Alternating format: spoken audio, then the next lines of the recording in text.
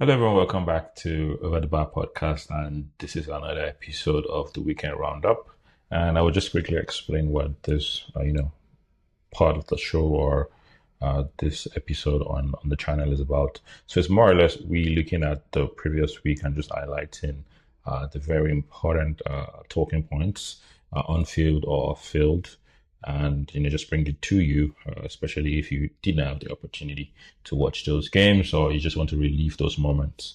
And that's what this episode is about. And the first installment is out, and we have a couple of other videos on the channel, especially the one involving Mikel Obi saying that Arsenal will be legitimate champions if they win the Premier League.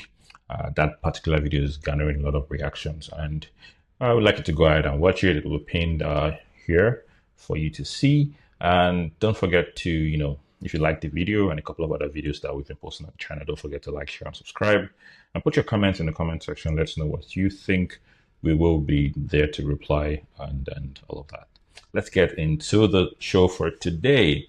And we'll be starting with the UEFA Champions League from last week at the round of 16 games, the first leg.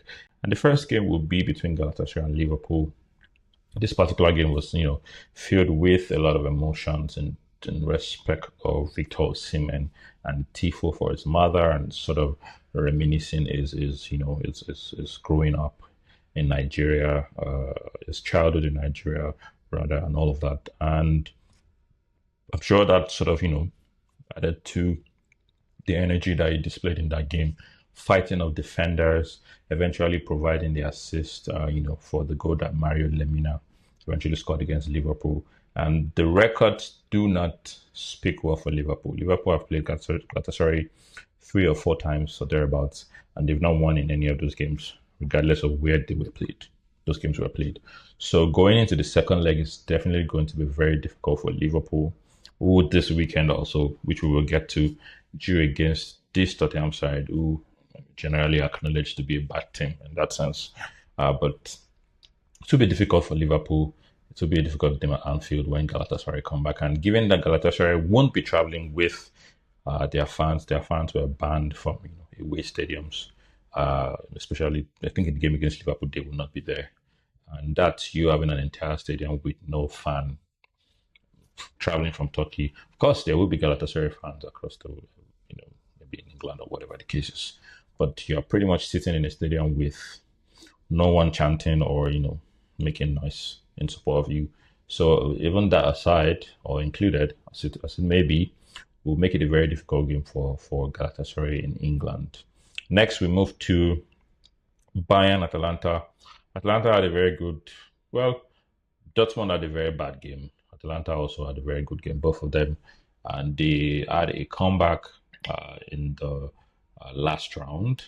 But I would say it's Bayern Munich showing a good faith, more or less revenging for their German brothers and sending Atalanta back to where they came from after they came back against Borussia Dortmund, a game that Dortmund pretty much set themselves up for disaster. There's not much to say in this game. It's already won. There is no coming back. And Atletico Madrid against Tottenham. This particular game was widely spoken about that day, especially because of the goalkeeping decision made by Igor Tudor, putting Kingsley in the goal ahead of Vicario. And the Fox Populi is that doesn't matter whatever your goalkeeper may have done, he is your first team goalkeeper. You don't gamble in such important games. You're not doing well in the Premier League. Perhaps winning the Champions League might be a way back into it. Hypothetically, right? So you put your best foot forward, best foot forward in all games, and this was not what Tottenham did. The first 4 goals that were scored by Atletico Madrid, they didn't have to do much to get those 4 goals. Just tells you the state of Tottenham at the moment.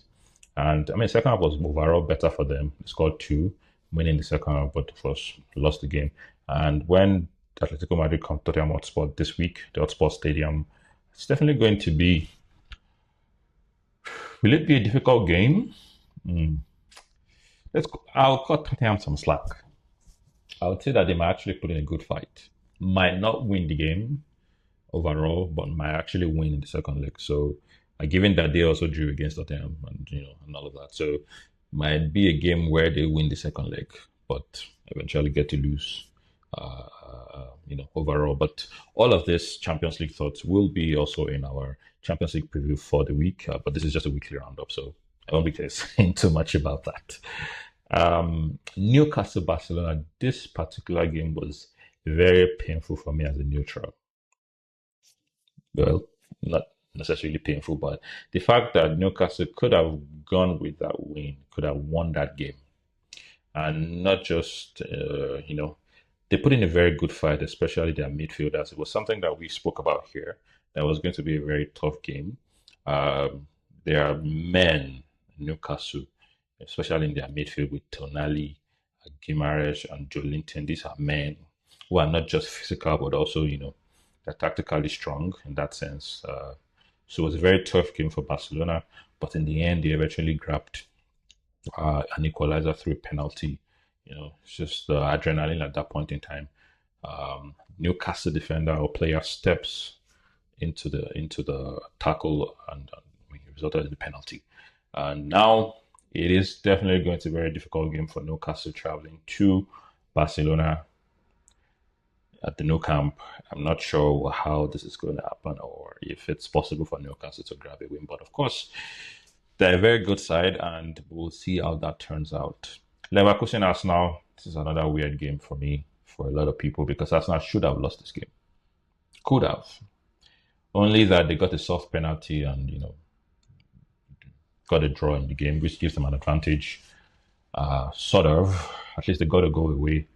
Doesn't count as such, but at least it's 1-1. It's not too bad. Also, it's the same case for Leverkusen, but they would have preferred to have won the game abstractly. But yeah, when they come to England, it's definitely going to be a tough game for Leverkusen, and we can expect Arsenal to win this one. Hopefully, we see a lot more creativity because it's a Champions League game. Leverkusen are definitely coming out to play you. It's not Brentford, it's not Chelsea, so we expect it to be a game where everybody's on the front foot, bumping forward, up and down, and then we see a lot of creativity in that match. Hopefully, Arsenal gets a nod over Leverkusen in this one. Bodo Glimt Sporting CP. This was a game that was written in the stars. We also discussed it here. Bodo Glimt have been very fantastic in the past 5-6 games, winning the games that people thought they wouldn't win, doing a double over Inter Milan, beating them first at home and coming away, playing compact and beating them on the counter. I envisage that this is exactly what's going to happen against Sporting CP again when Bodo Glimt goes to Portugal. Just play compact, defend as a solid team, and try to beat CP on the counter, Sporting CP on the counter attack. They probably will just win this one. And we move to PSG Chelsea. This was full of disgrace. It was a disgraceful outing for the Blues. We also riddled with, goalkeeping decisions from the coach. Liam Rossinier displayed, some sort of naivety, late decisions. There were chances for Chelsea to actually nick something in that game. And this was obvious from, the two goals that Chelsea scored. Both came from the flanks, which meant that space was open, around those areas. But Chelsea failed to, to take advantage of those spaces. And Kvaratskhelia comes in and gets 2 goals. First one, a very fantastic goal. And some goalkeeping errors in between. I think Jorgensen was responsible for 2 of those goals by himself. And, 2 goalkeeping errors to sort of dampen the spirit. A lot of players, just out of form. And one thing I should say is that the setup that Liam Rossinier put out for Chelsea in this game was quite good, I should say, except for the goalkeeping position, which eventually cost us, the game. Imagine if Jorgensen didn't make two mistakes. Probably would have ended in a 3-2. And now because if things happen in a game, there's a tendency for fans to say you never know. But we can already see, we saw that from the game between Chelsea and Newcastle. A similar shot that Sanchez saved, Jorgensen considered the same against Kvaratskhelia, against PSG. So it's very obvious why that guy should not be in goal. But I know it's going to be difficult for Chelsea. It's not something that Chelsea have not done before, coming back, but not this Chelsea. Especially our first Champions League, Chelsea's first Champions League against that we won against Bayern. In the games before that, we had Napoli, where Chelsea lost the first leg against Napoli, and then came back against Napoli, and then went on to beat Benfica, and then beat Barcelona, and then beat Bayern. I think it's in that order. So a comeback is possible, but I don't think it is possible for this Chelsea side, and it's going to be a very, very difficult game. Hopefully, it doesn't end in more shame when PSG come to Stamford Bridge. Will they score at Stamford Bridge? Probably yes. Will Chelsea score? Probably yes. But I think it's probably one of those games where Chelsea win the match but lose the entire game. You win the battle and you lose the war, something like that. Yeah. And the next game is Real Madrid Man City. A lot of us thought that Man City were going to be able to pull something off, their hearts against Real Madrid, but unfortunately, when Valverde scores 3 goals, that tells you something that these people are not Mr. Champions League for fun. Whenever they pull on that shirt, it becomes a spiritual thing for Real Madrid. And that's exactly what happened against Man City. It's definitely going to be a difficult game, in when they come to England, when Real Madrid come to England. And as you can see, there's a pattern here. 3 of the English sides are 3 goals down, and they play in England. They're coming back to England. And all of them are definitely going to have difficult games to play. We'll see how it turns out. Arsenal also play at home against Leverkusen, so it might probably be a good one for Arsenal to, they have all of the support and they should be able to get a win. Newcastle go to Camp Nou. That's definitely going to be a very difficult game.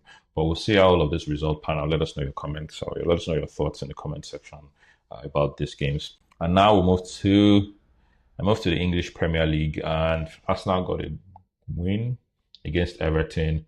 And there's just one thing that you just know at some point that it is what it is.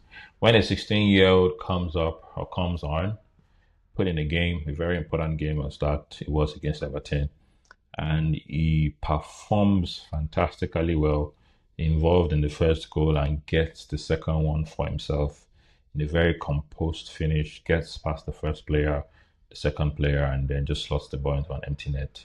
It was a loose ball from a corner kick from Everton, and you just know that things are working your way. And then you look again at the other games and you see Man City dropping points against West Ham. Who scored for West Ham was Mavropanos, a former Arsenal player. And it is just what it is. It is what it is. This league is Arsenal's, and I think that they fought the good fight, and they deserve to win this. I don't think I recall any team being on top of the table since the start of the season other than Arsenal. So it's been a long one coming, and I can say congratulations, up front. Of course, it's a 10-point lead at the moment, and with City having a game in hand to play, if City win that game, then it's 7 points. 7 points is still about 3 games or 2 games and a draw or something like that, which I don't see Arsenal losing 2 games as it is. They play City soon. A win over City further cements their place, right? So yeah. We moved to the Chelsea Newcastle game. This was a very shameful display coming off the one from PSG.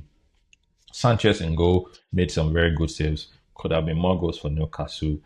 Penalty decisions in the game. Chelsea could have had the penalty. Newcastle could have had the penalty, and both ways. And none was given. And just a lot of drama in that match.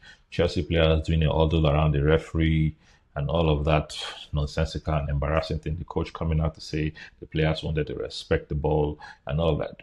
I mean, Chelsea fans can agree or can say that the problem is not necessarily Liam Rossini. The problem is very obvious. It's the ownership and the model, right?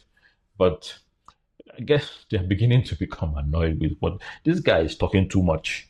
That's the problem that people have at the moment. He's talking too much. And it's just, when you talk too much, you say nonsensical things at some point, right?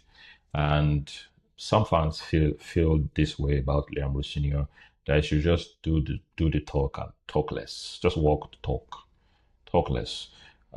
Disappointing for Chelsea. Very, very disappointing, I should say. It was purposeless football. There was no purpose to the movement of the ball. There was no urgency. There was nothing of such. And yeah, moving to the game against Manchester United and Aston Villa, Manchester United cemented their place in third position, for now, by winning 3-1 against a very terrible Aston Villa side, who are hell bent on eyeline. And Manchester United also beat the eyeline today, grabbing 3 goals, cementing their position in third. even at that, some Manchester United fans still say that, well, Carrick is okay, but he's not the man for the job. But we will find out at the end of the season who the man for the job will be. But as it is, Manchester United could potentially or will land an European position. Perhaps it's the UEFA Champions League, which they have been away for on the Saints for a bit, or the UEFA Europa League. I don't think they want that either. Champions League is what they want, and I think they might end up landing that position. Yeah, we've already spoken about West Ham Man City written in the stars for Arsenal and all of that. And we move now to the Bundesliga. Leverkusen played Bayern Munich over the weekend, and this was a very dramatic game. Bayern Munich picked up two red cards in that game, and they ended up drawing the match. And one person of interest is Nicholas Jackson. He picked up a red card in that match, and Chelsea fans have really been, some, I would say, not all, have really been craving for this guy to come back to the football club. Given the situation of things, currently compared with not necessarily João Pedro, because he is scoring goals and has assists also, but Liam Delap. The thing is that whenever I personally, as a person, if I see Chelsea playing and struggling, and I see the referee raise up that board for a substitution, and it's Liam Delap coming up, I just know that it's finished. There's nothing more to expect from that match. And so, in that sense, Chelsea fans are just, clamoring for, we want Jackson back. It was not this bad. At least he moves the ball, he scores some goals, even though he will miss the very obvious ones. But it's very good for the build-up play. He goes back to pick the ball. He's not fighting unnecessarily and all of that. So he picked up a red card.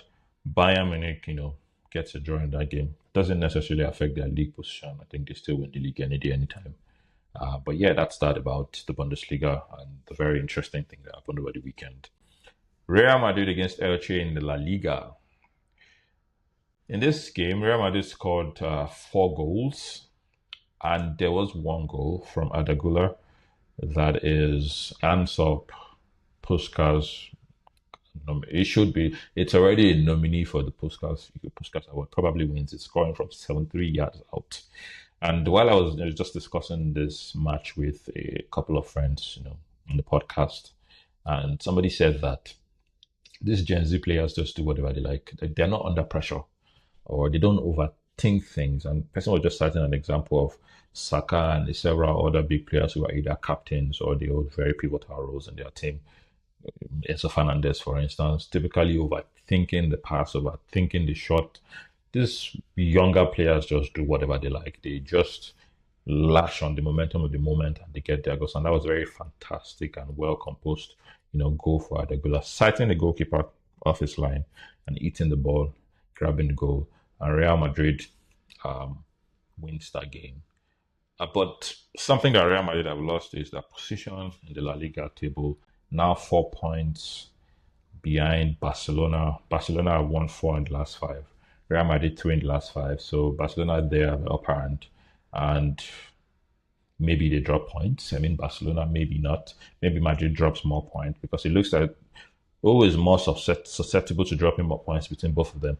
Probably Real Madrid, especially if they proceed in the Champions League, and it will stretch them more if they proceed against Manchester City, which they should, given the 3-0 score difference that they are carrying into that game. But we will see. We will see what happens in the end. Who wins the La Liga? We will see that. Who proceeds in the next round of the Champions League? Arsenal pretty much already won the league. Maybe a few more games and then we can already officially congratulate them. But yeah, that will be the end of the episode today. If you like this video thus far, don't forget to like, share, and subscribe. Drop your comments in the comment section. Share with your friends, and see you on the next one. Have a great week. Enjoy the football too. Enjoy it.